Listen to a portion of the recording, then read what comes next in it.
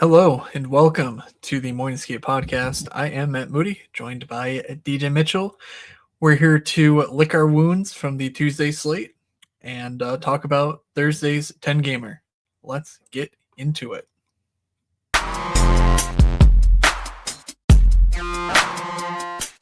You're saying they're looking like an idiot. Well, is that any different than normal? This is the first time I will admit was unbelievably wrong. DJ, how do we do on this fine Wednesday evening? We're doing good. Laferriere is Laferriering. Ehlers is missing the net at all costs, and we're having fun, even though it could be more fun. Don't really have a ton to talk about before we get into things. I went in at about 5 o'clock on Tuesday Eastern to reserve my slate and missed it. I will be reserving live on the air. That's right, during this show, because I'm not missing another big slate. I am still super pissed about it. Filled multiple hours early. What are you going to do? Yeah. I would have lost. I guarantee I would have lost. But I think I would have talked myself off of Columbus for sure and played Toronto. But I guarantee I would have lost. Well, if you had played Toronto, you guaranteed would have lost. So there you go. There you go.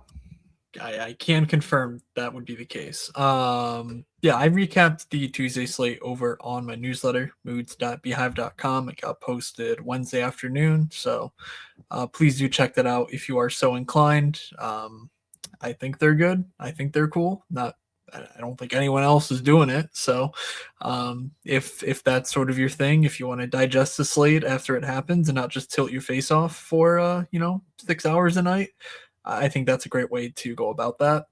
But yeah, for me, it was a loss, not unexpected. I played the Minnesota alpha stack, just stacked the top line, and then I found room for Austin Matthews. It didn't go well. Basically, every other combination of players around my lineup would have scored like 40 points.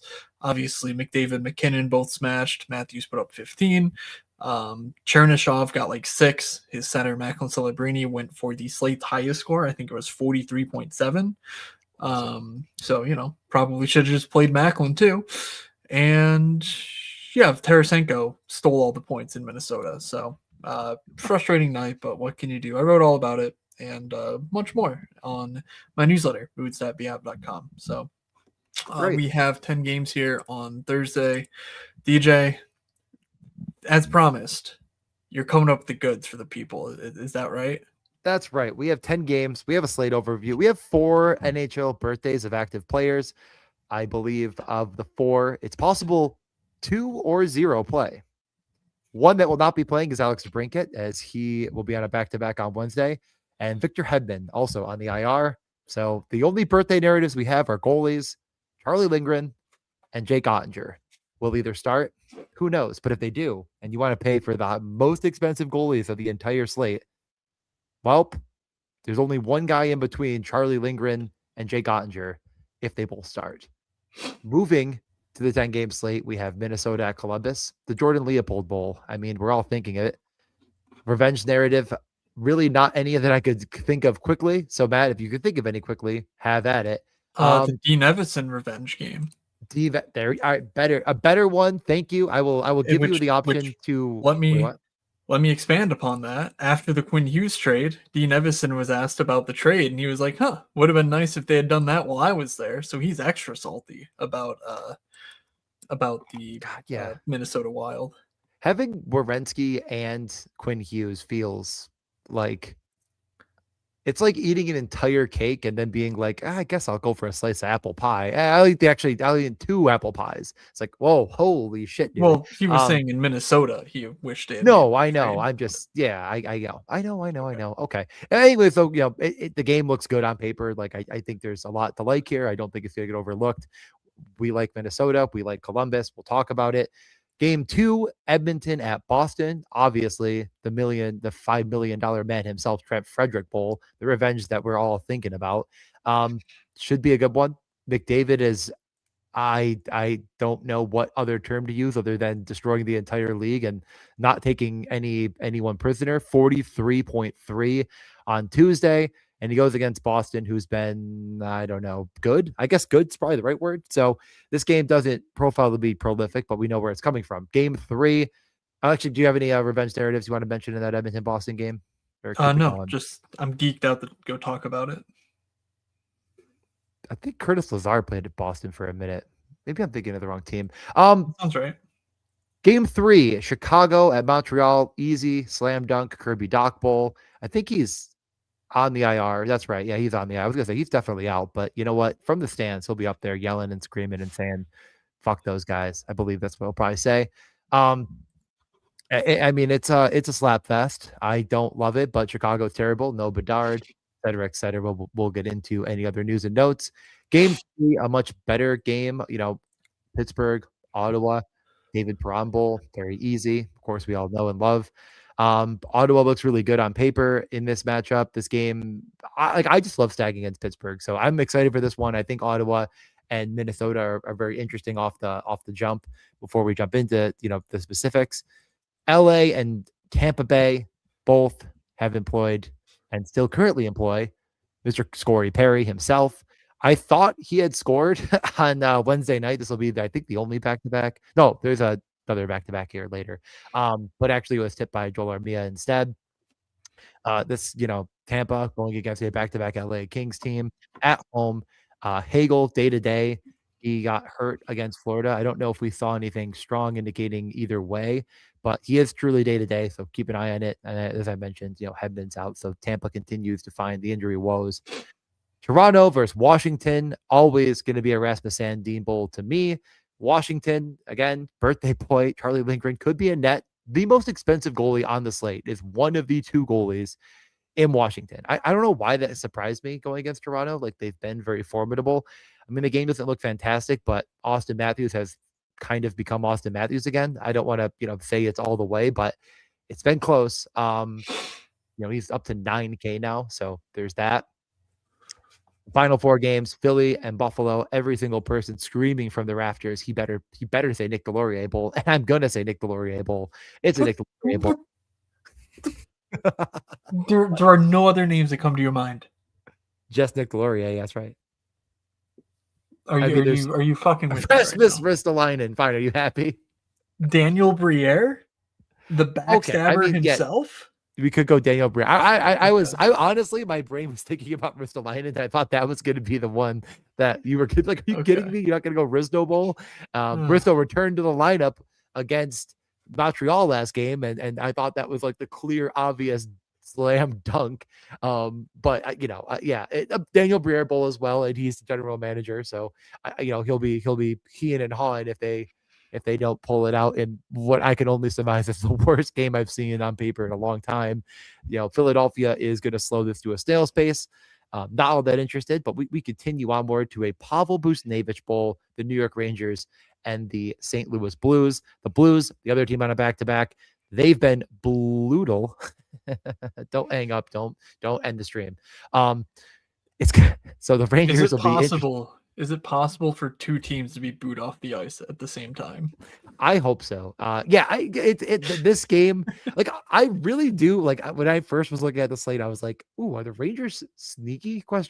So, if you're looking for the chalk of the night that no one expects, it's very, very sadly going to be the Rangers. Finally, Seattle and the Calgary Flames, and I was like, you know what? I'm just going to, I was actually trying to remember if Mark Giordano actually played for Seattle or was just drafted on the expansion draft. I think he must have played for Seattle for a little bit, right? He was their captain. Yeah, he played. Yeah, he was their inaugural captain. That is right. I was like, there's no way he didn't play for them for just a short time. I don't remember it happening, but it must have. They traded him at the end of, they traded him at the end of year 3 to Toronto? That could be. I feel like he played there longer than I originally thought. I didn't look up his stats or anything, but I remember him being like a big deal when he went there. I just don't remember him playing there at all. Anyways, though, that game looks like the number 1 Corsi pace on the sheet if you're watching on YouTube, and both teams have been shooting an exorbitant amount because both teams suck. What? Just 1 year in Seattle. Wait, 2 teams. Yeah, just 1 year in Seattle. You got traded at the deadline, and then played 3 seasons Okay. in Toronto before retiring. There you go. There's your update. And finally, the Dallas Stars, the San Jose Sharks, and a Ty Dellandrea Bowl. Matt, any thoughts on our Lord and Savior Macklin Celebrini before we just get right into the goods here? Well, unfortunately, Ty Dellandrea appears to be out for this revenge game. He just Yeah, played. He scored, didn't he? Oh, he had an assist. I was gonna. Why did I think he yeah. scored last game? He Oh got man, hit late in the game and limped off. I think was the Such a story bitch. there. I did just want to point out the revenge narrative stuff. Sean McIndoe, our favorite podcaster ever, and well, our favorite writer ever. He does the Puck Soup Besides podcast ourselves, I mean, go on. well, including ourselves. Well, I would say favorite writer of all time, including me. Second favorite podcaster of all, or yes, Besides me, second right? favorite podcaster of all time after DJ, ahead of me. Perfect. He wrote in like the Red Light newsletter on The Athletic, basically complaining about people calling the revenge games too frequently, and just the first ever miss from Down Goes Brown over there. So Worst thing I've ever heard. Yeah. no, the revenge games will never die. They'll always hit, except when they don't, in which case it's just variance and bad luck. I don't know. These games are, I guess, somewhat interesting. Seattle, Calgary, just another donkey fest late in the night. Prove it. I don't know what to make of it. I really don't. Ottawa against Pittsburgh, you're already, greasing the whatever for that pain, and then Edmonton against Boston. I mean, this McDavid thing's just going to last forever, I think. So will Morgan Geekie. So one of those is sustainable, the other's not. How is it going to be Morgan Geekie this time? I'm sure it will be. And then Dallas against San Jose just looks terrible, but they're going to score 7 goals on the power play because that's what Dallas does, probably, unless I play it, and then they'll lose 2-1 because that's what Dallas looks like lately. So I don't know. It's certainly not a barn burner. Contests are smaller as well, 10K to first, so not a barn burner there either. So let's just get into it, starting with Minnesota, Columbus. Minnesota, Columbus, as I mentioned, like Minnesota feels like they should be chalky. I don't know if it's just the Quinn Hughes of it all that is going to bring more eyeballs to this game. Columbus games just seem to, on both sides, be targeted. They show up to be high-ish tempo. But Kaprizov, Eriksson, Boldly, and Quinn Hughes, like you can't afford that. That is something that you could put all together into one lineup and live to tell the tale. It's expensive. You're going to have to punt afterwards. Would you consider adding a 5th piece to that kind of stack, or is that going a step too far? I mean, is that just taking Tarasenko from last game and saying, what if he does it again? Yeah, I mean, if you're not playing Tarasenko, you're off after last game. I don't know what you're doing. So, if you want to mix in these ride along guys like Kaprizov, Boldy, whatever, go for it. But, sure. Yeah, I mean, Columbus at home, we know what they're going to do. They're going to throw out what seems to be a wet blanket line in Wood, Coyle, Sillinger against top competition. I don't know that I love that for Kaprizov, Eriksson, Boldy. I also don't know that line will play together on the road. We saw in years past them do, at home where they dictated matchups more frequently. That would be their line. So we'll see. I didn't see a practice from today. They're also without like 11 defensemen somehow. Basically, it's just Quinn Hughes, Brock Faber, and then maybe Jared Spurgeon if he's not hurt, which he'll probably get hurt mid-game too. But Juracek is in the lineup. Zach Bogosian. Wait, did he get hurt too? Or am I making that up? Shouldn't he not even be on this list? That's right. It was Matt Kierstead last game.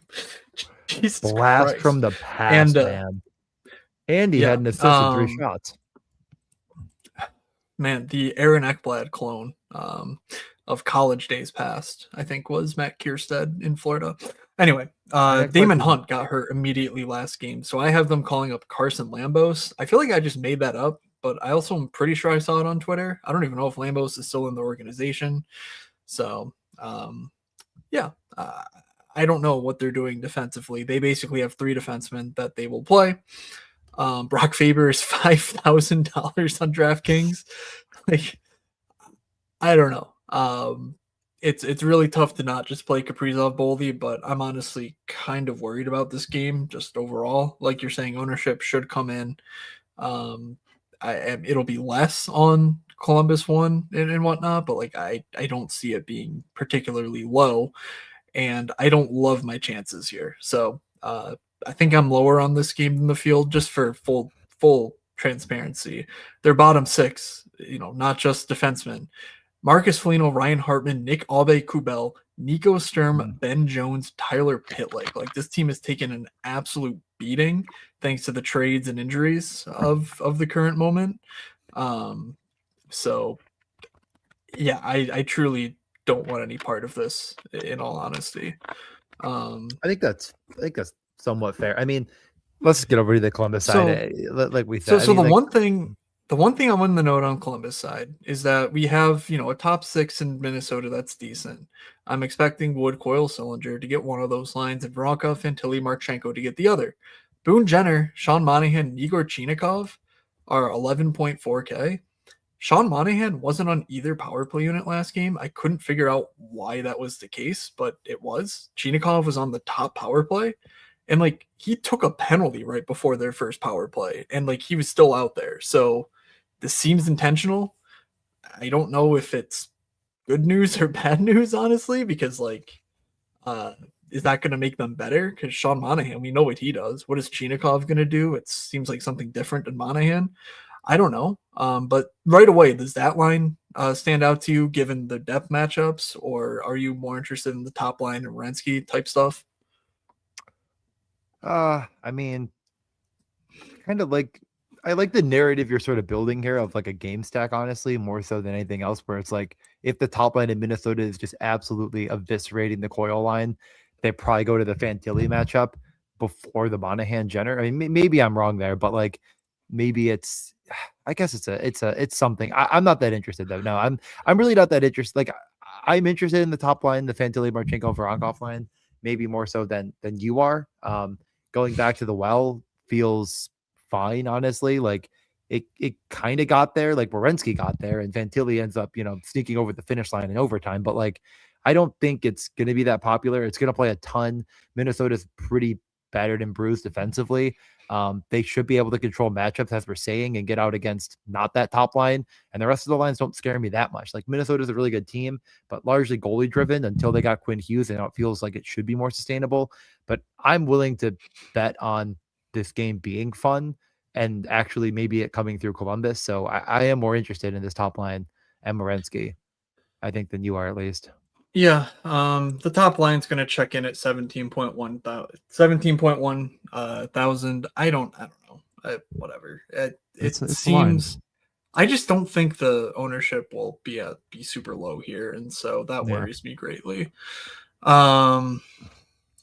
Yeah, Boone Jenner's been pretty good as well, just as a one-off. 4,200, 12.4 expected fantasy points last 10 games, 14.2 actual. I don't. When did that happen? Let me just. What are his game logs looking like here? I guess he's done stuff. Let's see. His game log. Okay, he's played 3 games. That's the story. He came back over the weekend, and yeah, well, it's 3 games, so not 10, not 10. Yeah, I don't have anything else. Zach Ferenczi's been great, but he's certainly out producing his expecteds, so I don't want any part of it against Minnesota in a spot again that I think will be overowned relative to how much I like it. Edmonton at Boston.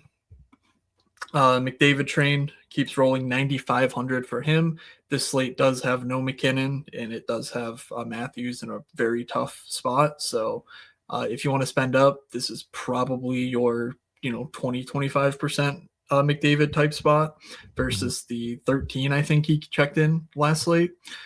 Maybe more, honestly. 30 is in the picture given the matchup.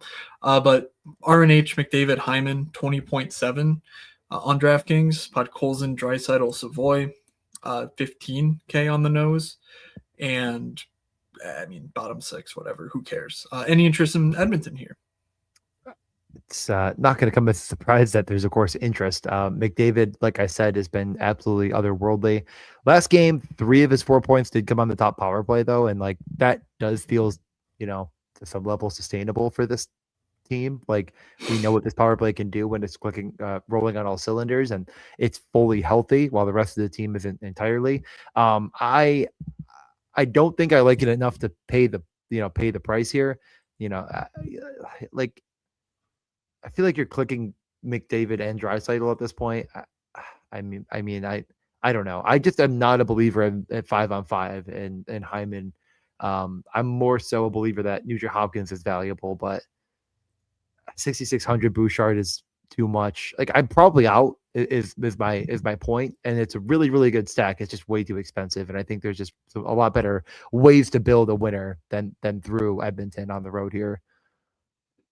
Yeah, I mean, you look at the rainbow fit, and Boston's just been very leaky defensively. So uh, that does really interest me. They've been getting bailed out by Jeremy Swayman. Does that continue? I mean, we know Swayman's pretty good, so it certainly could. But there's really nothing about the matchup that screams to me stay away. And when McDavid's McDaviding, that's where I really start to worry that like I'm probably overthinking it if I'm trying to go play Austin Matthews against Washington or something of the sort, because Evan Bouchard, even at 6,600, I think he might be the top defense play on the slate.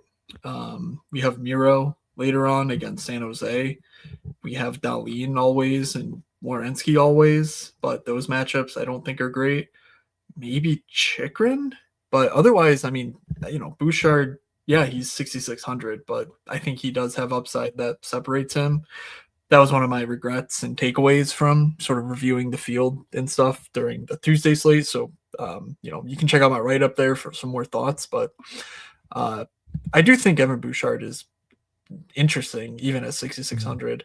And McDavid, Hyman, Bouchard is still 22,000 ish, which doesn't seem impossible to build around, given a lot of the punts that we found last slate still sort of exist, though with slightly more information. So let's move over to the Boston side, where if you want to pick on Edmonton, we now have a concentrated top line in Geeky Lindholm Pasternak that costs 18.8K.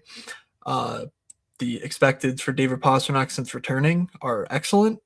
The production as well, pretty good over that stretch. Morgan Geeky continues to score 6,500. So if you wanted to go cheaper than that, Pavel Zacha's 3,800 gets you top power play as well with Pasta and McAvoy or something for a little bit of a cheaper stack with a different flavor than a clearly overperforming Morgan Geeky at the moment. So, DJ, what are your thoughts on Boston?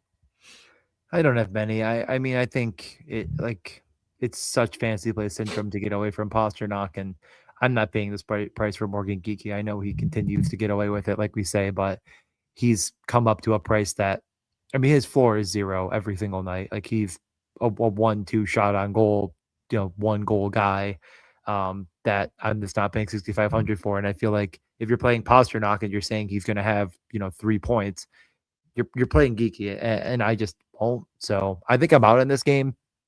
I get what you're kind of getting at with, the Edmonton side. I think maybe when you broke down the pricing a little bit more, it made a little more sense to me. But I think my problem with this entire game is like playing McDavid without Draisaitl is just saying like, well, McDavid's going to have 4 points and Draisaitl isn't going to be involved enough to win, and that's why I feel like that lower price on this is just not really there. It's kind of the same thing. Like, oh, you're playing Pasternak and Geeky's not going to be in the winner. Like, I don't know.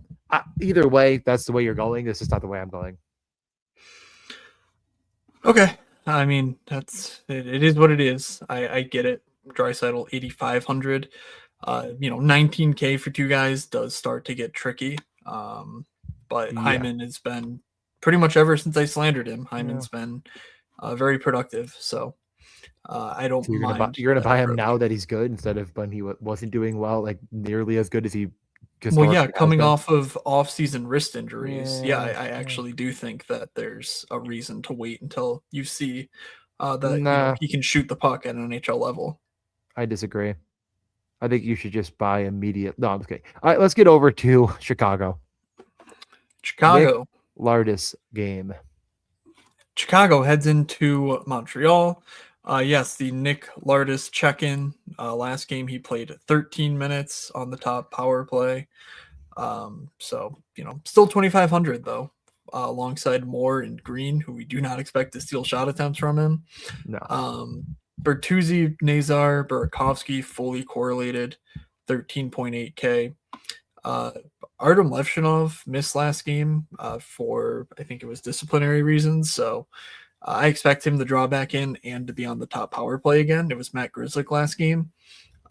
So we'll see if they go 11-7 or not. If they do go 11-7, I have some interest in, going back to the Lardis well, or even like a Frank Nazar Burakovsky type one-off, just because it's rare to get 20 minutes as a projection. But I don't know, Ryan Donato, 2,900. Like, it seems like someone needs to step up minutes wise.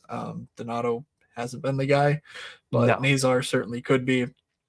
And then obviously Lardis, top power play is interesting too in an 11-7 setup. If they go 12-6 with Levshinov in for 3K, that's interesting.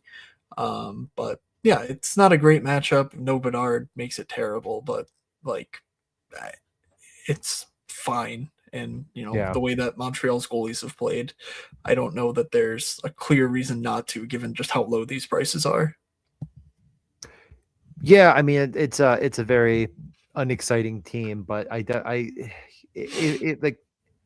Nazar is a good player. I think Bertuzzi is clearly an NHL quality player, and Burakovsky is a guy that I think we've always believed has had upside in the right role. So I don't have a problem with it. It's so ungodly cheap in a Montreal matchup that's kind of soft. I mean, it's not incredibly soft, but they are missing two of their better. Well, I guess we don't know on Matheson yet, but like, Gooley is out. They're starting to kind of call up more and more guys into the mix here as they just have been injured all year long.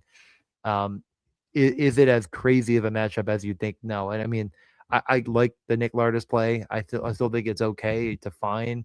But Frank Nazar just feels like quite the cheap option that no one's going to get to. So I am interested a little bit, but not a ton. Anything else you want to mention, or get over to Montreal? Nope. For Montreal, we did not see I don't think we saw a practice today. No. So last game they lost 4-1 against Philly. They rolled out Bolduc, Suzuki, Caulfield, Slavkovsky, Kapanen, and Demidov, Texier, Evans, Anderson, Beck, Gallagher. Defensively, with no Matheson, they moved Jaden Struble up to the top pair with Noah Dobson. Lane Hudson played with Carrier, and Jackeye and Engstrom were the third pair. Hudson and Dobson, when trailing, basically went out a bunch together. So, in a more normal game script where they're beating Chicago, I would sort of expect Carrier to play more minutes than I think he played 18 last game. That was disappointing. He had 2 blocks in like the first 2 minutes, and I was like, yep, there's my 7 points. Move on, easy. And he did nothing else the rest of the game. Obviously, Philly took the lead, and then Carrier just sort of sat on the bench and watched Lane Hudson do things. Well, not a lot of things, but watched him skate around. So I think going back to that, if Matheson's out, is totally fine. 3K for Carrier. We know that he's a guy who is, I would say at worst, a coin flip for the blocks bonus. I don't know that there's much better odds that you're getting for 7 DraftKings points from a 3K punt. On these lines, Slavkovsky, Kapanen, and Demidov just seems like such an obvious buy at 12K against Chicago that like I'm almost wondering if it's like the chalk way to fit in Edmonton. So I don't know. I think we'll need to keep that in mind as we go through the slate. Like, what other sort of just cheap stacks can we slam in there to play Edmonton? But all these guys get power play time, including Kapanen. Demidov, we know that he's a pass first guy, but in theory, if Slavkovsky and Kapanen get there, Demidov's probably getting us 10. And like, what more do we need than that? So I have my hesitations about it at ownership. So I want to make sure it's not super chalky. But yeah, I like that just given the prices and the roles and the matchup and everything else. So, what are your thoughts on Montreal? Yeah, I wish Demidov was coming off of one of those 13.5-minute games instead of a 18-minute game, because when that time on ice went up to that level, he was their second forward in time on ice. I saw that and I'm like, crap, it's not going to be stuck by the field. Kapanen's, I feel like if he's not already, I think he's a part of the Moods dudes. Um, I'm not sure if he's an official inductee into Moods dudes territory, but he is trending that way.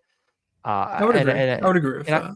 I mean, yeah, he's a great player. And Slavkovsky's always been a guy that I've felt has been undervalued by the field, and this year it's not shown up in waves. I maybe not as much of a slappy as others because the best ball streets he was getting deemed a bit high, but you're talking about one of the best prospects in hockey, a first overall pick, and a rookie with 10 goals.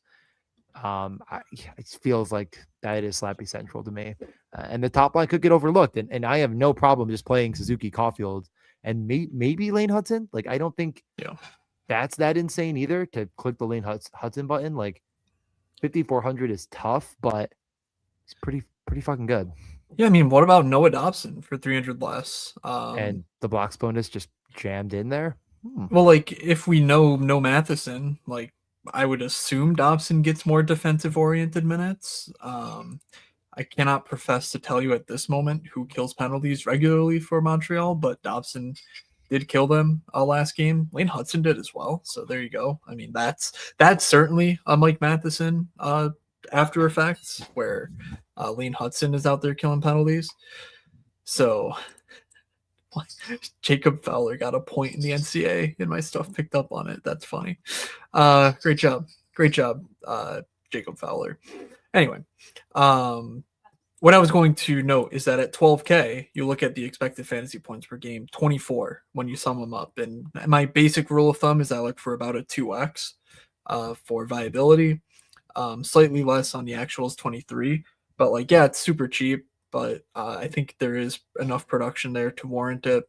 But maybe the field does see that. So just another reason to like them and to keep an eye on ownership throughout the day. We also could see this all change, by the way. So stay tuned. If someone fun moves up with Suzuki and Caulfield, especially if it's in morning or in pregame warmups, that would be very interesting. Yep. On to Ottawa, Pittsburgh. Pittsburgh up first. Raquel back in the lineup, as we mentioned, 5,200. Crosby, I been pretty good. Rust been really good. Yet does not feel like anybody is looking at that. This Pittsburgh team has dropped 6 in a row as they've come crashing down to earth after a really hot start. No Malkin, I guess he's just gone. We still have not heard anything. He was, a big part of what was lifting them out of the dregs of society in the East. And with him out, they've been just terrible. But are there pieces on this Pittsburgh team you're interested in? Ottawa's been very good in a tough matchup, but shows up as not the worst in the world on the rainbow sheet. So what are your thoughts? Yeah, I mean, Ottawa looks pretty good. I don't know. Pittsburgh, I'm not super interested. I mean, Ottawa did well. Honestly, maybe it's a good thing for Ottawa that Linus Ullmark seemed to hurt himself in practice on Wednesday. Coach downplayed it, but it's Linus Ullmark, so he's always getting hurt. So there it could even be like a Merrilainen type start. Again, not sure who's better, who's worse, but just from a team level matchup, I don't love it. Raquel, Crosby, Rust is 19K. Yeah, they're power play one correlated, but Eric Carlson is 5,700. He's been good, but if I'm paying these prices, I'm just basically saying I'll find a punt and I'll go play McDavid, Hyman, and Bouchard for not too much more money. So that's kind of my mindset. This McGroarty Kindle Hayes line might draw some attention. They are 9.8K, have 24 expected fantasy points per game between them, so looks pretty good. And with no Malkin, Kevin Hayes is getting a role for some reason because Pittsburgh is actually soft tanking? Question mark. No, exclamation point. I think what you put on that. So yeah, I'm really not that interested. I think it's too tough of a matchup to actually do it. And yeah, it's going to be low owned, but probably for good reason.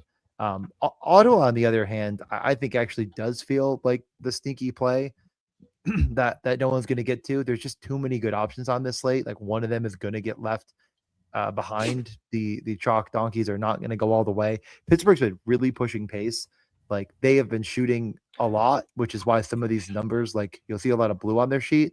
But that has resulted in them being porous defensively and giving up stuff the other way. And when you're playing guys like Parker Wotherspoon in your top pair, Ryan Shea in your top four, it's just going to lead to very likely some bad defensive numbers again. So if the Corsi in this game is going to be good for Ottawa, I know what player I'm clicking on. It doesn't really take much. Matt, you have stuff up. You've been wanting to say something. Yeah, I mean, you mentioned Pittsburgh, and it's just a thing like how much of that is the 2 third period comebacks that they gave up and like score effects, not totally accounting for it. Because for most of the season, they've not been this sort of, up tempo team.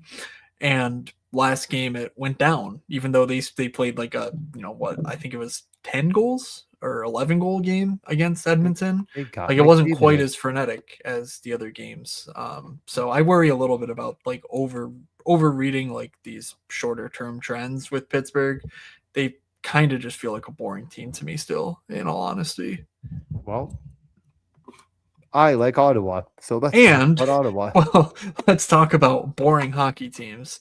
The Ottawa Senators, Brady, Stützle, Zetterlund, Perron, Cousins, Batherson, Giroux, Greg Amadio, Cousins, Halliday, McDermott, Ridley, Gregg, get ready to learn Sidney Crosby. Yep. Yeah, I mean, like, just tell me Drake Batherson isn't underpriced. I want you to look me in the ocular lens and say that Drake Batherson isn't underpriced. He's 5,900. I guess.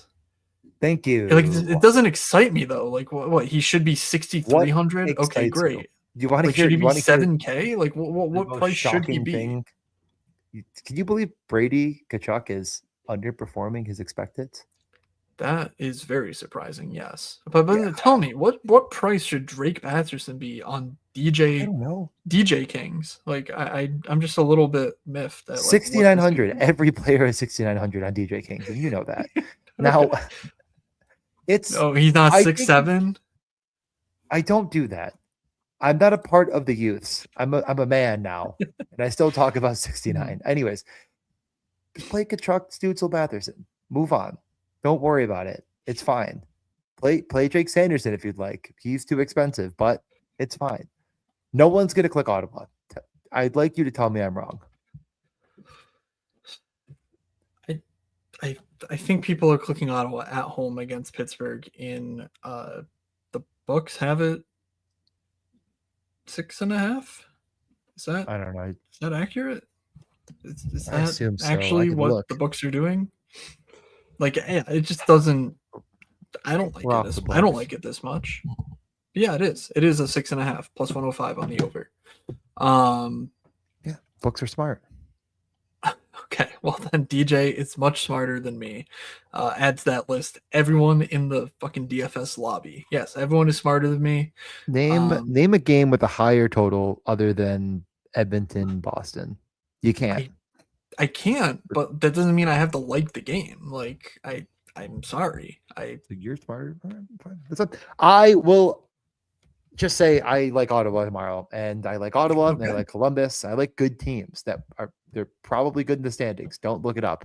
We can move on. I don't think there's a lot to really cover on Ottawa. There's 2 good lines. Right. There's a line that's going to play Sidney Crosby, and there's a 4th line that doesn't play at all, which is why another feather in the cap of Ottawa. They don't play a 4th line. Stützle plays 24 minutes. Brady plays 21 minutes. Batherson plays 20 minutes. Like, whatever. Fuck it. I'm in. Yeah, Thomas Shabbat practiced. He should be back this weekend. They already ruled him out for Thursday though, but just cleaning up the little notebook there.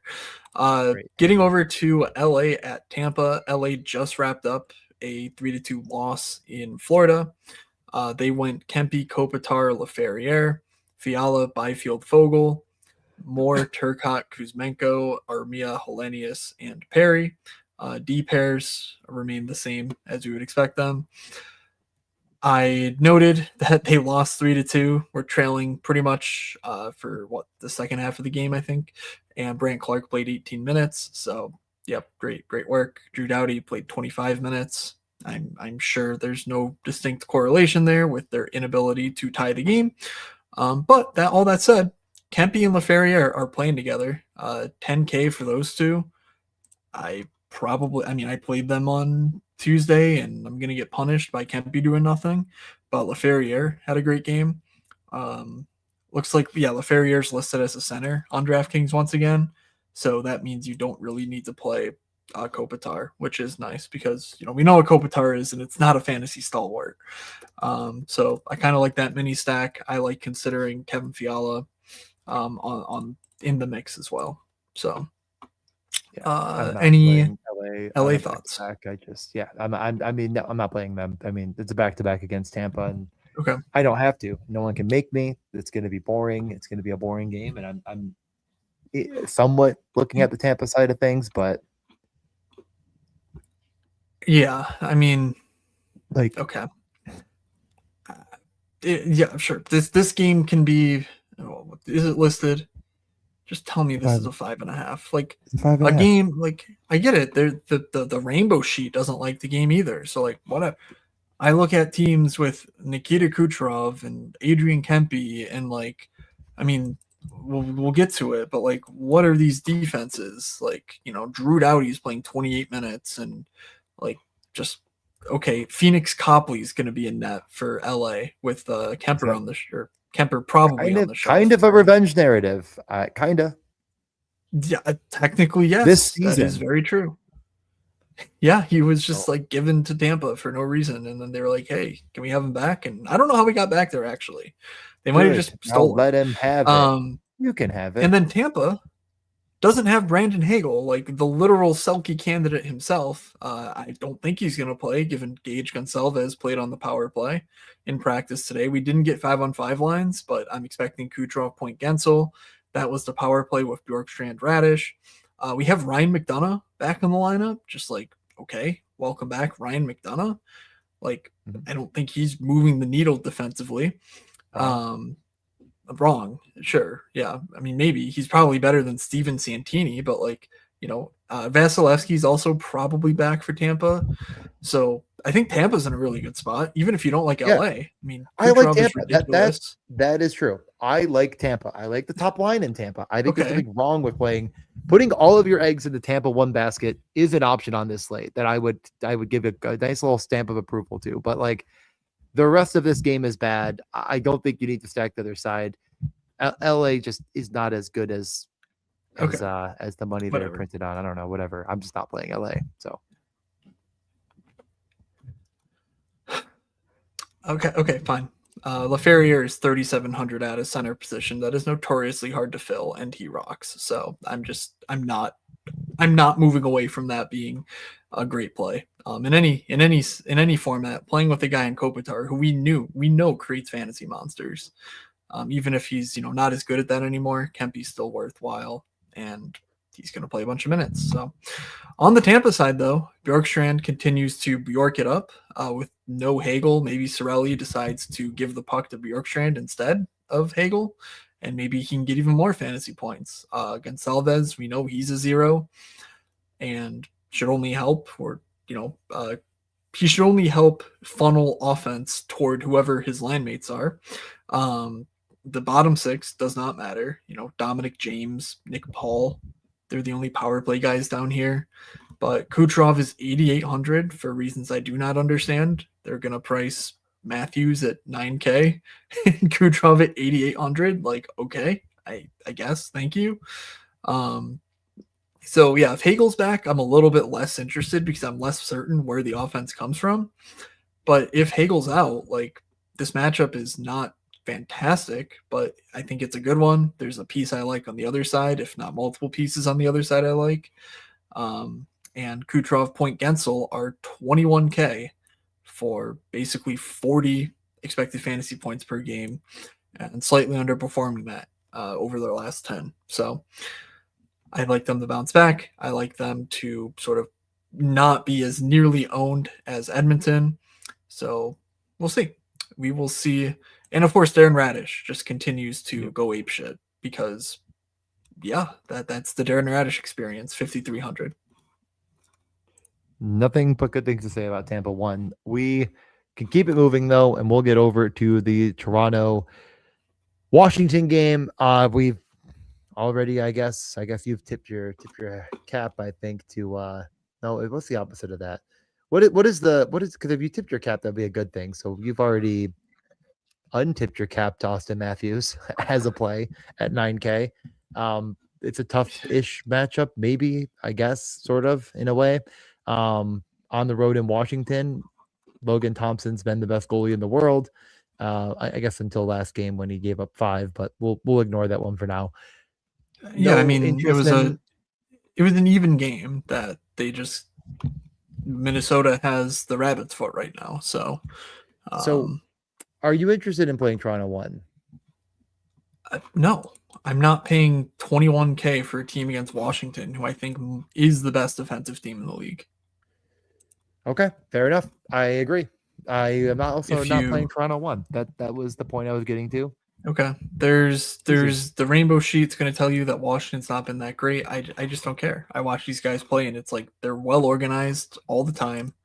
I I just yeah, Matthews is a singular type of talent and he can win, but like I thought there would be a bigger I just think that the gap in ownership is maybe more people think like me than I realize. And so Matthews at 9K versus these other guys, I think it'll be similar ownership, honestly. Maybe less than McDavid, but like when you look at Kucherov, you look at these Dallas guys, like I don't think Matthews will be sufficiently below the rest of them. And I just think this is a terrible spot, objectively. So yeah, I like Tampa 1 more than Toronto 1. It is really the hardest line in the sand, I think, for me, where it's just I'm not going to be on Toronto. And I like Edmonton, but I do think it's going to be quite chalky. So I tend to just agree with Tampa and Ottawa. If I didn't mention I liked Ottawa tomorrow. You have mentioned it. But like, is Nylander fixable? Like, he just has not been. I mean, of course, last game he did have a couple points, but he really has not been a fantasy monster. He's certainly not been a rates monster. The goals have not come in droves. I mean, 36 points in 28 games sounds really good on paper, but like he hasn't put up a slate winner since, I don't know, November 3rd. Yeah, the problem with Nylander is he's just simply not shooting. You look at the last 5 years, shots per 60, 10.4, 11.6, 11.6, 9.5 last year, and then 6.3 this year. I just don't think they can get him the puck enough. And it's not a luck thing, shot attempts last 5 years. 18.9, 20.4, 21.3, 17.5, 13.8. Like it's not the same guy. I don't know. I think it's a matter of he needs the puck on his stick more, and this team just can't provide that for him because they never have the puck. So yeah, I don't know, but this is not the matchup I'm trying to fix him in either. So that is my main concern. Bobby McMahon alongside Tavares would be the only guy I'm interested in sort of punting. He's again 3,100, 7.9 expected last 10 games, 7.5 actual. But it's tough. I don't see a lot here that's really going to change my mind. Besides Austin Matthews getting these expected fantasy point numbers up into the range of where Kucherov is sitting at, because that's the sort of player he can be. But if he's not going to do that, then I don't want to go out of my way to play him when I'm not getting an ownership discount, and I'm certainly not getting a price discount. So I think it's fair enough. We both don't on the really like Washington Toronto. side, Yep. what's that? No, I was going to say we both really don't like Toronto, but what about the Okay. Washington Capitals? And you just started talking about them and beat Yeah, me to the Washington. We do not know what they're going to do in the aftermath of this 5-0 loss. Again, the vibe out of the room was just kind of like, yeah, this happens. Minnesota's on a run right now. Like, we'll be good. So I'm not expecting sweeping changes, but they rolled Ovi, Strome, Beauvillier, Protas, Sordif, Wilson, McMichael, Dowd, Duhaime, and Milano LaPierre Frank last game. Frank kept the top power play job. So I like Jake Chikrin. I think he's quite an interesting Really? play. Tom Wilson at 5,800 too, but I would love to see some more, power play stuff from Sordif or Protas. Yeah, it's a discombobulated mess, and I'm hoping things change. I'm kind of expecting John Carlson to regain that power play role over Ethan Frank. It hasn't been working, so something should change. And in my opinion, it should be the fucking Ethan Frank of it all. But yeah, no, it's going to be a no from me. I mean, I'm tentatively always interested in Ovi, and I think that the lack of production is going to turn over at some point, but I don't know. I think really what we could have surmised more from Toronto is they've kind of been boring because they've been better defensively than you think, and they're only getting healthier on the point, which should make them better defensively, and that's the style they want to play, and allow Austin Matthews to be that singular piece that can sort of dazzle with Nylander, but the rest of the team is Dakota Joshua and Chris Tanev, who are in the lineup. So I think I'm out on this game. There's just no need to spend my cap here when there's like 5 other spots I like more, including the capital of Canada, not the capital of America, if you know what I mean. You just want to keep saying Ottawa as many times as possible. You want to keep saying Ottawa. It's a fun bit. I like to run Philly. these bits. Philly heads into Buffalo, and DJ, could the vibes be any better in Buffalo right now? The weather has turned to 40 degrees. I'm guessing palm trees will be sprouting by tomorrow now that Kevin Adams has left the building. So, yeah, I mean, it's rainbows, unicorns. I actually almost hit a unicorn on the way home. So keep an eye out there if you're in Buffalo because everything is golden now. All the same, like, again, I guess quick aside, it's like, yay, like finally the Sabres got a good GM. It's like, oh, you mean the guy that traded for Ivan Provorov and signed Damon Severson to $1 billion and drafted Igor Chinnikov 7 rounds too early and did like everything in his way to win one singular playoff series in Columbus. And it's like, yeah, that guy. And like the thing is this might be the best general manager they've had, depending on your feelings on Tim Murray since Darcy Regier. So not been great. I mean, I don't know what to say. Like even with all of that, I still think he's more competent than anyone we've had since I was, I don't know, hitting puberty. Not great, but the vibes are high. The winning is going to happen. I mean, did you not hear? Yarmo said they're going to make the winning streak. By the way, 3-game win streak, the most I think they've had in decades. Ever. Yeah. Philly has done absolutely everything in their power, night in and night out, to say you can take the torch out of Philly, but you can't take the way we play away from us. And they are just squeezing the life out of every game. I mean, you look at the charts on HockeyViz, and it's like try to find a fun player doing fun things other than Trevor Zegras, and you just can't. I mean, it is like if you go to this slate and you click on Philly and you're not including Trevor Zegras, again, just, what are you doing? And then Michkov, Cates, Brink is an option because of the price. But even if you do that, like I almost feel like you still click on Trevor Zegras and say that like there's power play goals and things and like whatnot. But Matt, I'll let you talk about Philly and then we'll get to more Buffalo nonsense. Yeah, I mean, here's the sell job on Cates and Brink. It's that one, they get Matvei Michkov as their winger. Last game, he literally was hiding. Like, I know he sort of skates in like a hooded, like crouched manner, so it's a little overstated. But like the goalie was like looking out, and Michkov gets as close to the glass as possible to come around the net and steal the puck from him, basically to stay in his blind spot, like he's Miles Garrett or something. Like that was pretty fucking cool. And he just steals the puck and gives it the Brink, who rips one like 1,000 miles an hour, top, like crossbar down from 6 feet away with a wide open net. Like, I don't know, that goal was just really cool. But most importantly, Cates and Brink are on a power play unit with Trevor Zegras. They rearranged their power play to be Zegras, Tippett, Drysdale with Cates and Brink. So like Michkov is 4K. I will die on the hill of Michkov at 4K being a good play.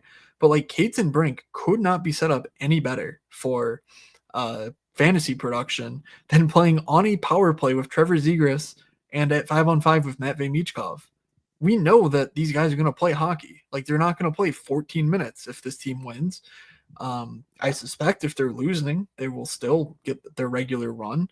So you're talking 16, 17 minutes for Cates and Brink. Michkov could sit if they're winning, and they could do some stupid Garnet Hathaway bullshit or whatever. But Michkov should be a part of it if they're leading 3-1. And at 4K, it is 6 points. Like he could get 6.5, and that hurts, but it doesn't kill you. So like, I don't mind that stack at all. It's certainly an option as the Montreal ownership goes up. Like, I get more and more inclined to go elsewhere. This is a spot that I certainly have my eye on. If you want to stay a little bit in the same neighborhood with more certainty, Zegras with Konechny and Dvorak is 14.6K. No power play correlation here, which is difficult, but Dvorak has been pretty good, and I think that's in large part thanks to Zegras and Konechny really elevating him.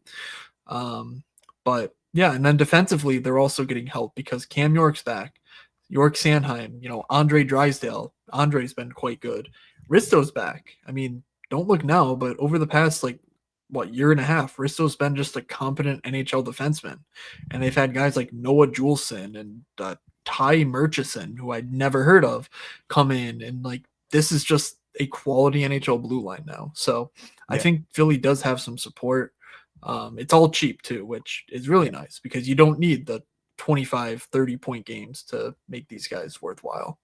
I think they're, I'll just sum it up by saying I think that Cates, Brink, Michkov is an interesting pivot away from Montreal 2, which should be chalkier. And like, you might say like, well, Philly 3, and it's like, they're not really Philly 3 though. Like, they're going to play Cates and Brink.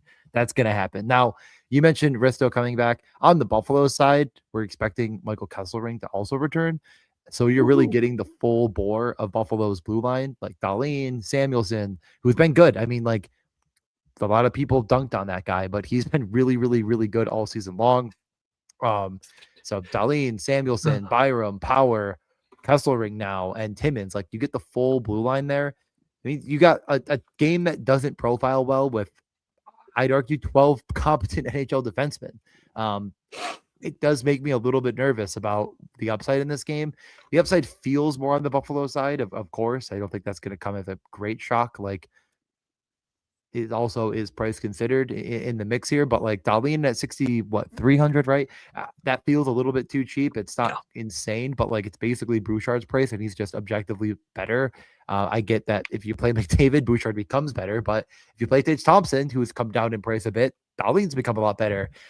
I don't think I'm going there, but Doan, Thompson, Dahlin feels like a really easy stack. And again, Josh Norris is back. Josh Norris was sick. Like, he missed a little bit of time, but when he's played, he's above a point a game. He's 8 points in 6 games. Yeah. That isn't an accident. He's one of the best players, like, I think, candidly, in the world, in my opinion, in the United States of America, at the very least in Buffalo. And that's what I'm playing too. So yeah, no, I just think he's like just 1,000 too cheap at 4,600. So there's just kind of a lot here in this game that feels too cheap, but the game sucks. You know what I mean?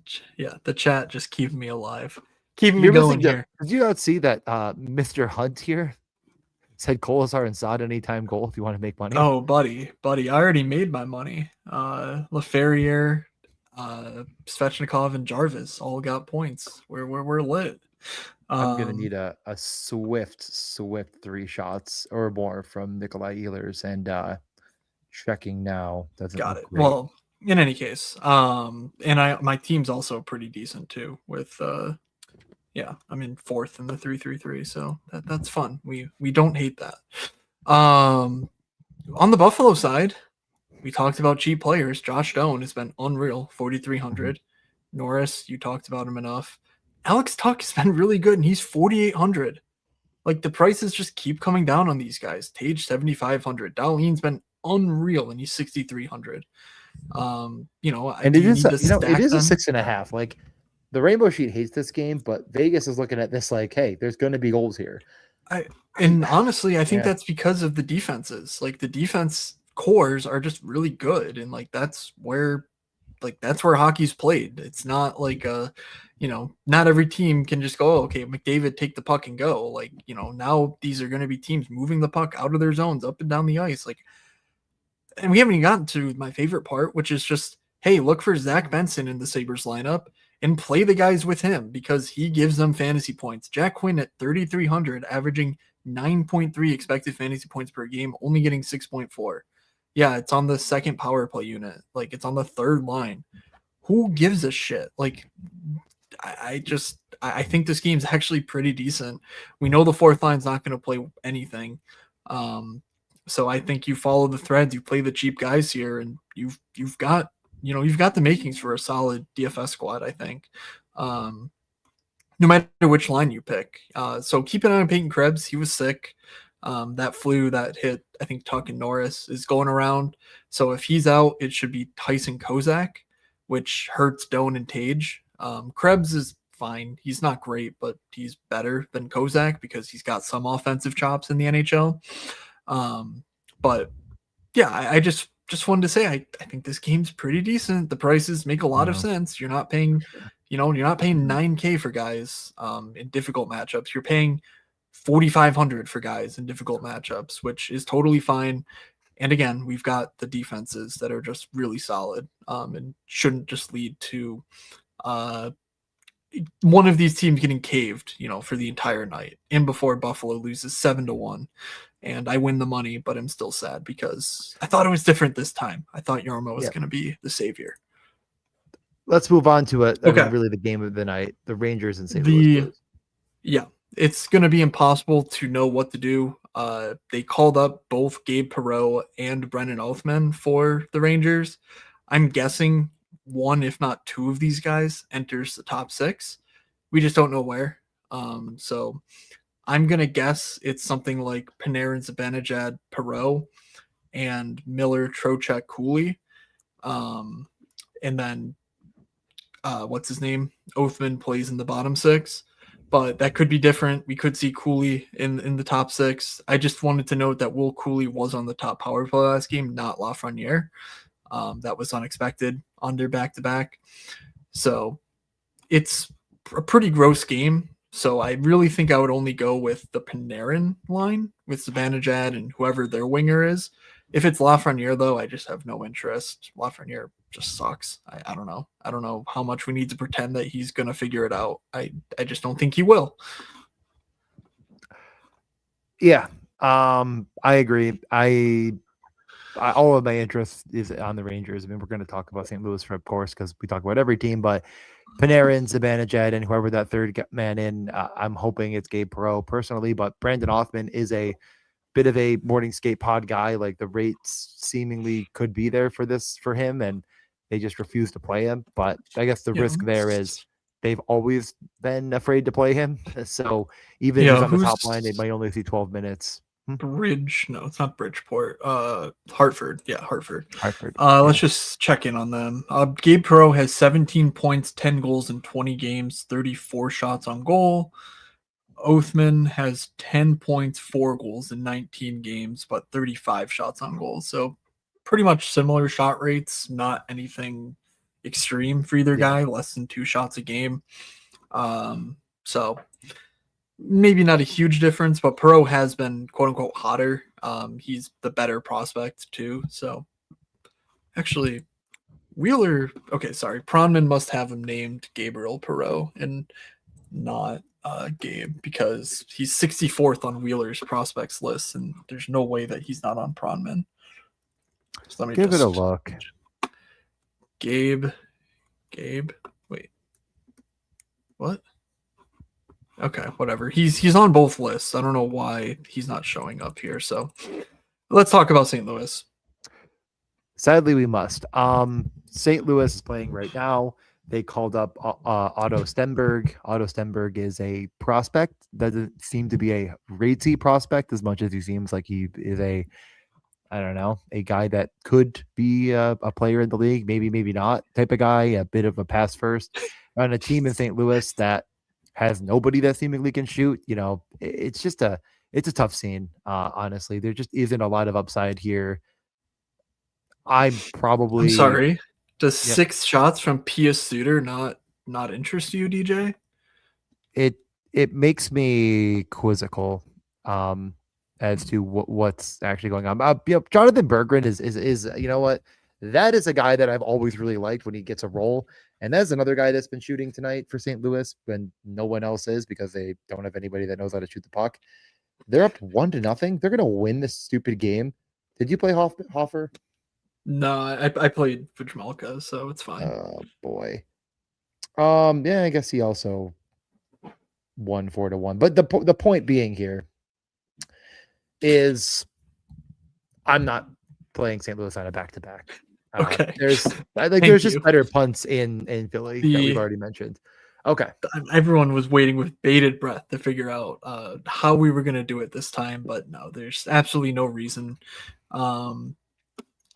Berggren at 2,500, if you desperately need a 2,500 player, is the only possible reason I think you would draw something out of this. And that's because we like Dvorsky as a prospect and a player or whatever, but he's not done anything on his own to warrant inclusion here. By the way, these power play units are wrong. I wanted to see what they were doing tonight. We're going pretty long on this show, so I do not want to spend the time to sort through St. Louis's power play before I match up with the fucking Rangers. Like, this game should be a 4.5 total. How about Seattle and Calgary to really get the juices flowing? I mean, this game is going to be a whole hell of a lot more fun to watch. I will tell you that much. Another game with a lot of cheap players, and I mean, not an exaggeration. If you take every team on this slate and you say who is shooting the puck the most at the goalie over the last 5 games, Rasmus Anderson tied him first. Seattle, Mason Marchment is up there. Who is the best player in the world? Jordan Eberle. Okay, got it. I mean, I don't know if I could argue with that. This Seattle side isn't as interesting as the Flames side, in my opinion, but it is interesting because, again, it is really cheap. I don't know how you play it. All right. It feels Shams like you're hit us with the St. Louis stuff. He's worth calling out. Neighbors, Buchnevich, Fowler, Dvorsky, Thomas, and Mayu, Suter, Shen, Falk, Sundqvist. So thank you, Shams, and follow Game Day Lines if you want those sorts of updates more regularly than I can give them to you on this podcast here. Please continue. The continuation is this game looks interesting. I'm more interested in the Flames side than the Seattle side, but I do not hate the idea of the top line here. Marchment, Beniers, and Eberle.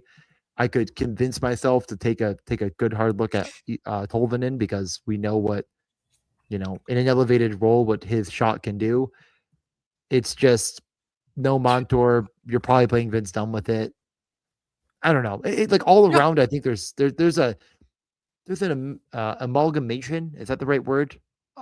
Yes. Of a thing you could put together, and then at the end of it, it's like, what are you getting from this that you couldn't get from another team that on this slate? And I feel like we've mentioned like 2 or 3 pretty good, cheaper stacks that are right in the same pantheon.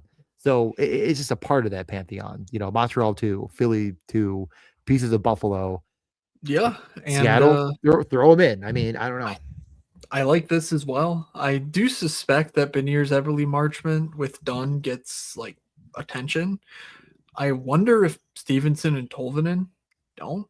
Because Tolvanen, honestly, price considered, I think is my favorite play here. Like getting up to Eberle for 800 more. I think Eberle's a better play. I don't know that I would pay 800 more if I had to choose one. And then Wright, Newman, Kako actually played a lot for them last game, and this was against Colorado in a game that was highly competitive. Um, and they look damn good doing so too. I want to say Wright ended up getting the McKinnon line in the third period, just given they were trying to free up Stevenson because coaches are still fucking donkeys. And Wright like dominated those minutes. Really good looks and all that. Incredibly cheap. Like I cannot stress how cheap these guys are. So no Montour does make it upsetting for like the depth lines in Seattle, just because like is Riker Evans going to be able to shoulder the offensive load? I don't know. They broke apart Dunn and Larson to try and I guess right things without Montour. So it's Dunn, Alexiak, and Mahura Larson. Like that's my main concern here. It's just that there's no real defense to speak of that can support these lines. But Marchment, Beniers, Eberle, they'll have Vince Dunn, so that's not a problem. They're getting incredibly unlucky. 28.8 actual or expected fantasy points last 10 games, 19.8 actual. I'm pretty sure Marchment missed part of those. So like, it's not a full 30 game sample, but like, collectively from those guys, but it's close. And they're just getting unlucky right now. But you mix in a Tolvanen or a Stevenson with that, and I don't mind it at all, honestly. Because Calgary's I don't garbage. know. Let me ask you this: is Riker Evans the Sissima play of the night? No, he's not a Sissima play. I would honestly say the Sissima play is more likely to be an Alexiak type, and I think that makes sense because like Riker Evans has had a decent track record in the NHL, and he averages 0.9 DK points per 60. Or whatever. Sorry, he's 10% below the average DK points rate. Like that's what I'm trying to say. Alexiak is dead on the league average. So like I think that's a slightly better play. Obviously, you're not getting the same sort of upside, but is 15, upside versus 9, like I don't know. Punt D are difficult to parse through and to talk about. You just click one and hope that the blocks bonus goes in your favor, and that's sort of what you're getting with Alexiak. Yeah, I mean, and truthfully, Ryan Lindgren has been the blocks guy here, and I don't think the role changes a ton, but I mean, him with Riker Evans, we know is going to really be Calgary is minus. Sorry, what? Calgary's minus 170 in the NHL. Coward, be a coward. I mean, be brave, not a coward. I am considering it. I am considering it. Let's move over to the Flames before we actually place bets live on air. The Flames are clearly getting a higher total than we anticipated. No Montour doesn't help Seattle defensively, so we get the two lines, the Kadri line with Farabee and Sharangovich, and Frost, Coronado, Huberdeau. I think Mackenzie Weegar is a staple of any Flame stack at this point. Wait, did I say Rasmus Anderson or Mackenzie Weegar? I feel like I said Weegar. Did I say Weegar? I don't remember, but both are. I meant to say Anderson, really, but both of them are really good. So maybe I just sort of like glitched. Weegar is a walking double bonus right now. Rasmus Anderson is a running double bonus right now. So I like it's just sort of like if you're playing the Flames and you're like, oh man, they were gonna get 4 goals or whatever the hell you think because you're a Looney Tune. Rasmus Anderson and Mackenzie Weegar could double bonus with 2 points and put the slate to bed. And at 58 and 5,600 are expensive, but in the vacuum of I'm playing the Flames, I don't know. You know what I mean? Like one of them is coming pretty expensive statement, just in general for your mental health. What? I'm playing the Flames. Yeah, I know. In a system that rewards scoring goals to win money in fantasy, it is a tough look. But let me pitch it back to you. You're playing the Flames. There's a gun to your head, or it's a 1-game slate, and Seattle got blocked out for some reason in Philadelphia. What would you be clicking? Okay, that's an interesting framing. Honestly, think I'm clicking something like Kadri Anderson. Morgan Frost seems to be more owned than I'm comfortable with every slate. and I don't know that I want to play Matt Coronado at 4,900. Like that just sort of seems like a lost price. Um, Honestly, the play might just be play both Rasmus Anderson and Mackenzie Weegar. I I don't hate the idea. I don't hate 3D on this slate. If you play McDavid, you can play Bouchard, Weegar, Anderson, and just say like, yeah, dude, I'm getting so many like locked in points. Um, Yeah. and if Calgary smashes, like I'm gonna have a part in it. I think you play Kadri in that standpoint, but I think did Backlund miss last game? I don't know if I caught that in here actually. I think Backlund played, so I thought he played. Yeah, he yeah, played. I think he did. So I was anyway, actually kind of thinking about like we're talking about all these kind of gross stacks. Backlund, Coleman, Zari, do they make the cut? yeah, Zari, I think also got power play time last game. Again, Yes, this was where we and had with to, Coleman and Backlund, like that was the power yeah, play too. So yeah. you mean not to besmirch the good work you've done here, but like if you're playing Uyghur, Coleman, Zari, Backlund make quite a bit of Oh, sense. You know, good. that it's Joel Farabee, no power play time. I'm sure he's still going to be 10% owned somehow because the fucking field is just yeah. incessant. Looking at the deployment of defensemen, it looked like Rasmus Anderson saw more time with the Coleman unit than Uyghur, who was on the power play, but it's not a massive delineation. And like, Just um, yeah, you you're know, playing it for the they were double bonus and the yeah, environment. you're I yeah, think yeah, more yeah, so. yeah, you don't have to get too cute of like on the face-offs, it's like shut the fuck up. I agree. Okay, no, I think that another gross, disgusting, but like fair enough. Zari, Backlund, Coleman, like they're gonna see ice time. Coleman is shooting. Oh man, am I gonna talk myself into the dumbest lineup ever tomorrow? Can't The be answer dumber, but will. cannot be dumber than mine. Let's get to the final game of the night. I don't think this one's going to take a lot of time, and we can hopefully get you out of here in the under 90-minute mark. Macklin Celebrini on one side, Wyatt Johnston on the other, Mikko Rantanen, Jason Robertson. The boys are all here. Dallas has been so incredibly dependent on the top power play that it feels like all the pieces kind of on the outskirts have been forgotten. But they've gotten healthier. They continue to win. Matt Duchene at 3,100. I mean, this is a guy that was on the top power play before, of course, this 5-man unit has taken flight and it's never giving it up. It feels like if we were sitting here saying, I think you can play, Steele at 2,700. I think you can play Matt Duchene at 31. So is there any different sort of way you're looking at building around Dallas other than just power play one, go Burr? Yeah, just a note that I think Rantanen is sick. So like the flu going around has got the Rantanen too. Duchesne, I believe, is just maintenance given his return from injury, but they both missed practice today. So if you want to be super safe, Robertson, Hintz, Ben is just very clearly the best Yeah. option. J Rob has cooled off. He was on an unbelievable run.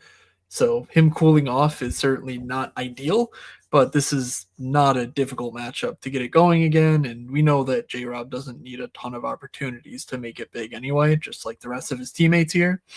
Thomas Harley, 4,100, seems to be back.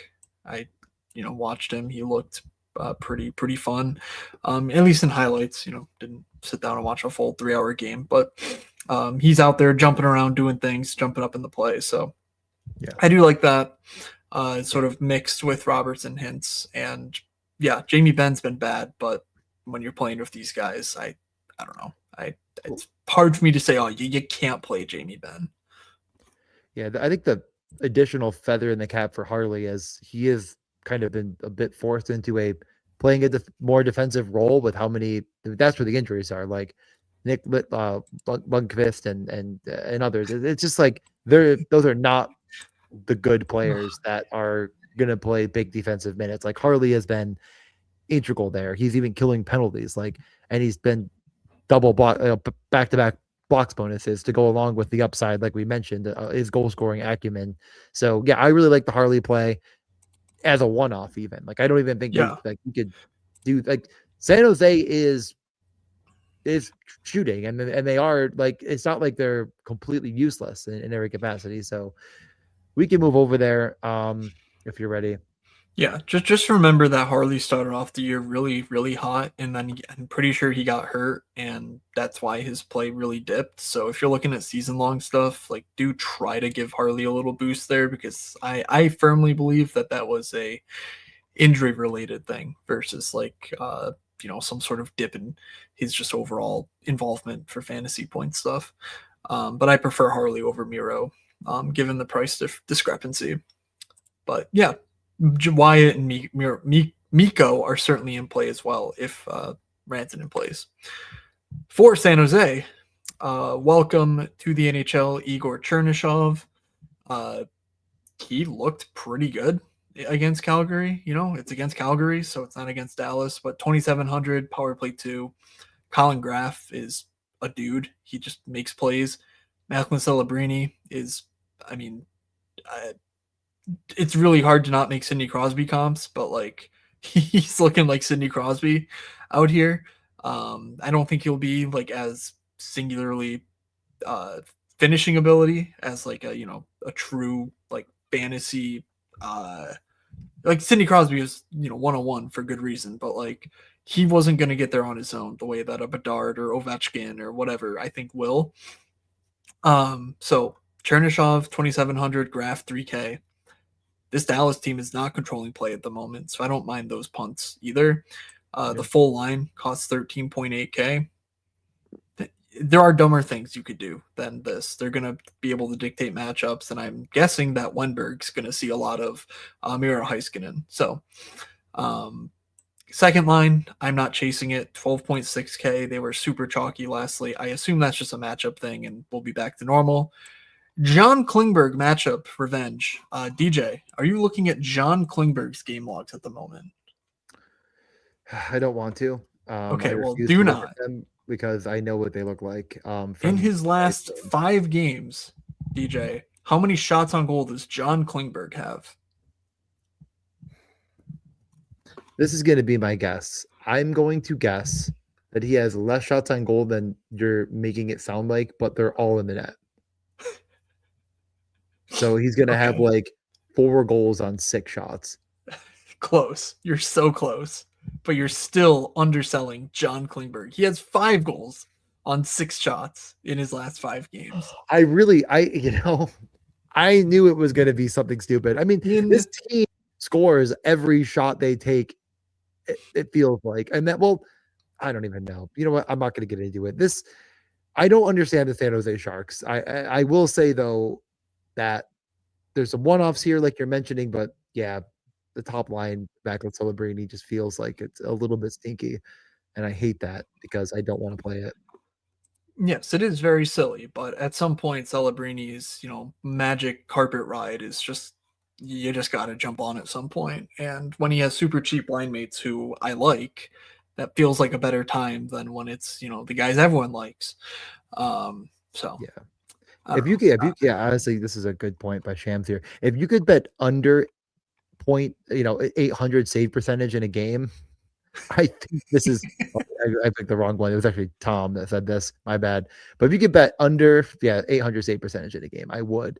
And yeah, like Klingberg has been on a god run. It's so unwarranted, but like whatever. I'm a Klingberg like enjoyer, I think, as far as a career is concerned. So I'm not going to sit here and get mad about things, the players that I liked doing good things, but not one of my favorite decks, but certainly a sneakier one than Ottawa. Jesus Christ. All right. Top stacks, guarantee goals, and get the heck. Okay. You're making a rule that we both can't say Ottawa. I mean, I'm not saying Ottawa anyway, but okay.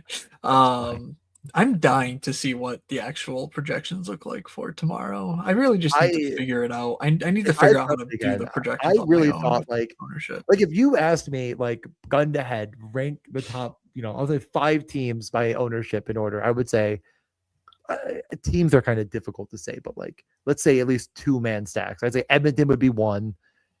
I would assume.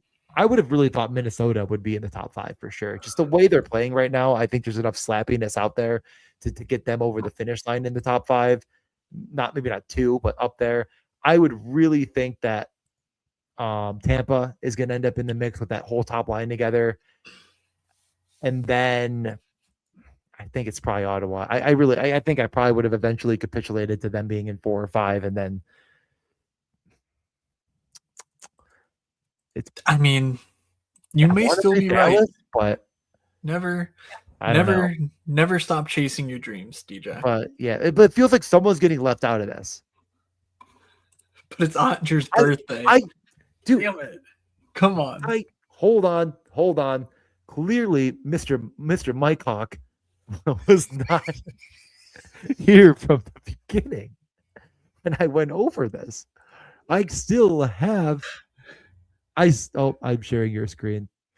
I want to share my own screen. Share my screen. Don't do that. All right, stop sharing. Share. Window. This. Share. Boom. I have the birthdays up right here. I still have them up. You did it. Oh. You think I didn't care? Jake Ottinger. Right there. Okay. This was fun. This was a fun exercise in science. Now, I will give my first, I think after doing the entire slate, the entire podcast, getting everything out on the table, rethinking through, I think tomorrow the 2 stacks I'm going to have are Columbus and Buffalo. I'm going to try it. I think the problem I'm going to run into is getting Werenski and Dahlin in. It's going to be really difficult. So after saying Ottawa 27 times, oh, you said we couldn't say them. Is that why you're doing this? Yeah, I mean, it might like those are the 2 teams with Ottawa, honestly, that I think, and Tampa. Those DJ, are DJ to build around tomorrow. Remember, we're asking you to be authentically yourself. We're not asking you to try to play the game. But tell us, you love Ottawa or do you not? I do, but I don't think I'm going to end up playing them. Is my problem.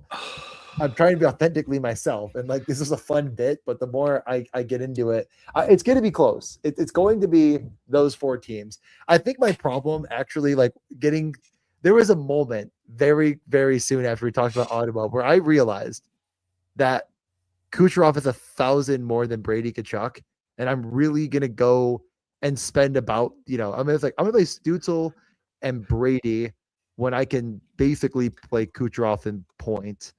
And I'm going to play Batherson or I kind of got to play Sanderson when I can. It's like that these 4-man stacks are pretty closely priced, and I really do like Ottawa. I mean, not Ottawa. I think Tampa's probably just a better play.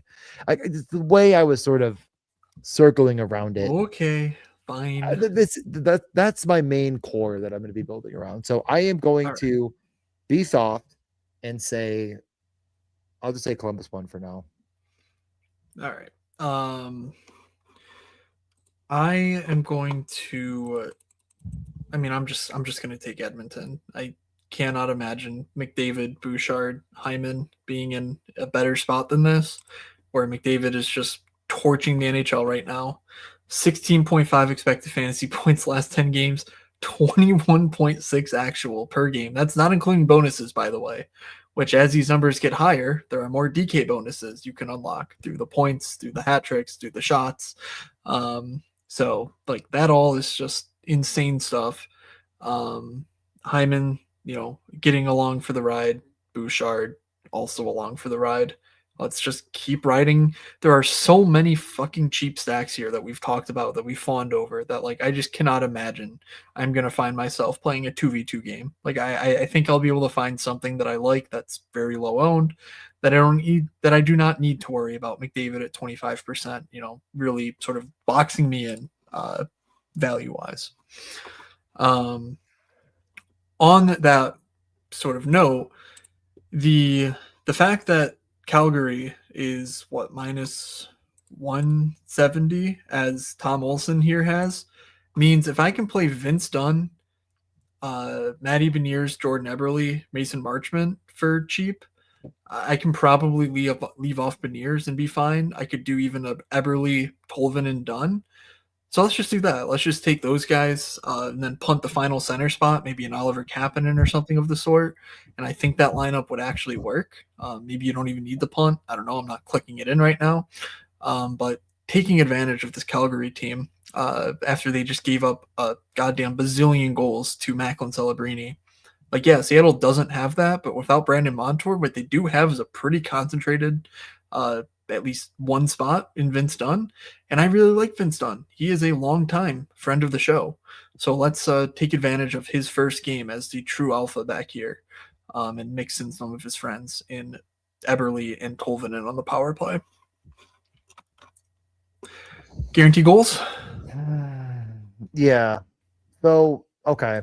I'm gonna officially go Ottawa 1, Buffalo 1 for my top stacks. That's what my official word is, because you cannot play Columbus with Berensky and Buffalo with Dahlin, and I've decided I like Buffalo more. Okay, when you say Buffalo 1, I mean it's for now. what? I'm just gonna go Thompson, Doan, Dahlin. Got it. And there's going to be another guy that's probably really, really cheap on that top line. And like, if it's Krebs, I don't think it's entirely a no. If it's someone that sucks, it's probably, I don't know. Let's get the guaranteed goals. I'm coming off Columbus though. I think it's just too expensive to actually afford against Minnesota. You just can't do it. And actually build a good team. I really like Edmonton 1 as well. I really like Tampa. There's a lot of good stacks. It's a good slate. It's a fun slate. It's a good and fun slate. Matt, I've given 17 different stacks. You have to pick guaranteed goals. There's only like 2 teams left that I haven't said I like, and I put in some coffer. So yeah, well, yeah, I'm pretty much limited to Brennan Othman or Gabe Perreault. That's all he got left. I'm gonna go Rope Hintz, 5,700. The price has come down. He's not been very good. Full on, but against San Jose, I think this is where he breaks a streak of zeros, 3 consecutive zeros, where he scores a goal. Wow. The bravest person there may have ever been, Matt Moody. I'm not sure if we've ever been able to tout a guy who has 3 straight zeros with a straight face. But here we are. If anyone was going to do it, it'd be you. You'd be like, who's not a loser? The guy that has 3 straight zeros on Dallas' top power play. He's actually good. I'll go to the Rangers, and I'll go Mika Zibanejad. Okay. It is very brave, very bold of you. Thank you. I needed to hear that. He's just in the identical fucking price range, so good job. Well, you get to pick first, so you win. Yeah, I'm gonna go. You laughed me off the stage for Laferriere love. Apparently, I'm gonna go Alex Laferriere, 3,700. He's scoring for us here. He's in a great role. He's a really good player. I bet him. Yeah, I get that. And then I talked about him, and you were like, "Oh, you're gonna play guys against Tampa as if fucking Charles Edward V or whatever the fuck his king's name is gonna scare me off of the LA Kings on a back-to-back. Like, I don't know, like whatever. I think Laferriere's a baller. They just called up like fucking the most random defenseman in the world, probably, and I'm like, what do you mean? Like, yeah. Oh my god. Yeah. Ryan McDonough. It's McDonough's back. We got to get out of here. Yeah, actually, Vasilevsky is back, so that is actually relevant. But I don't care. Like, it just doesn't matter. Like, goalies are goalies. If you put your head in the sand and don't look up. Man, this range is a little stinky. I'm gonna end up leaving a lot on the table. Not really. You know what? I'm not leaving that much on the table. Give me Frank Nazar. 4,900. Guy's gonna play 20 minutes, top power play. He's the only good player left on the team. Mika, Nazar, Laferriere, and Rupe Hintz. Frank, welcome back to the goals, buddy. Yeah, I don't think speaking of guys that haven't done anything lately, when was the last time Frank Nazar scored a goal? The answer will surprise you. I don't think it'll be tomorrow, but okay. You want to know the last time he scored? Jesus Christ. I'm gonna say 2 things about this. 1, trick-or-treaters hadn't gone out yet to get their candy for Halloween. And 2, it was against Ottawa. Is that worse? Is that worse than Rupe Hintz having 3 straight total zeros? When I do guaranteed goals and I'm looking at this other screen is like how unlucky a player has been. And when you haven't scored since before Halloween, it just has to assume that something really must be wrong beyond the realm of you sucking at hockey. So yeah, I think the stats are pointing in the favor of variance being on his side, I hope. No boy. Or just sucking at hockey. All right. We tried our best here. I don't know what to tell you. Like, hey, at least these DJ guaranteed spent goals- at least DJ spent an hour putting together the revenge spots. We missed. I really 12 wanted of to them. do Braden Point. Can I just change it to Braden Point and take the money? You want to know another guy that really sucked this year? Literally, Rubaeus East, Braden Point. Have at it. Why? Like, these are the guys I want to bet tomorrow. It's really sad. I might not bet any of them to score, so we'll see tomorrow where the bets land. But all right, yeah, that was truly very fun stuff. That was one of the slates of all time, and it hasn't even come close to starting yet. Yeah, the stoner didn't make his way in. So shout out to the stoner. I hope he is doing well. Hope he didn't overdose on parties right now. Yeah, I'm gonna be just fucking furious. All right, you know what I'm doing right now is I'm clicking the reserve button. Oh, thank God. Yes. Oh my God. I cannot wait to see what you play on the slate. It's gonna be one of the lineups that fits the parameters that DraftKings has put into place. I'll tell you that much for free. It's going to include one team that may shock you from one of the nation's capitals. It's not Latvia. It's not Riga.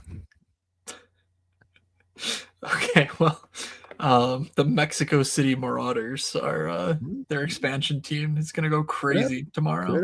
I don't know. One of the nation's capitals. Two on the board. If you somehow made it through this slog of a podcast, I guarantee you will like my newsletter, moods.beehive.com. I recap the Tuesday slate. Also, Matt in the Discord recap the Tuesday slate. It's much better than my recap. Go check out the pins in the Morningscape Pod channel. His message is pinned, so you can catch up on all the goings on from Tuesday. Stay tuned there for Friday as well. There's a 5-game slate, so I will be previewing that as well on the newsletter. And DJ, anything you want to tout? I'm going to throw the summary of the podcast in the Discord. It's one YouTube video. So if you're not in the Discord, you're not going to know what that is. If you are in the Discord, you'll see it. And you might be listening to this live now and being like, that stupid fucking video that he posted, that's what he was talking about. So yeah, good plug. That's all I got. All right. DJ has never let us down before. Follow me. I am at Fake Moods on Twitter. DJ's at DJ_Mitchell94.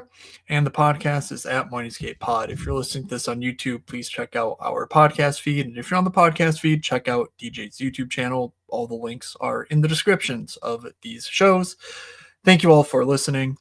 From Doug, from DJ, and from myself, have a good Thursday, everybody, and we will see ya.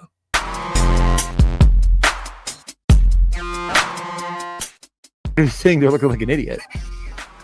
Well, is that any different than normal? This is the first time I will admit was unbelievably wrong.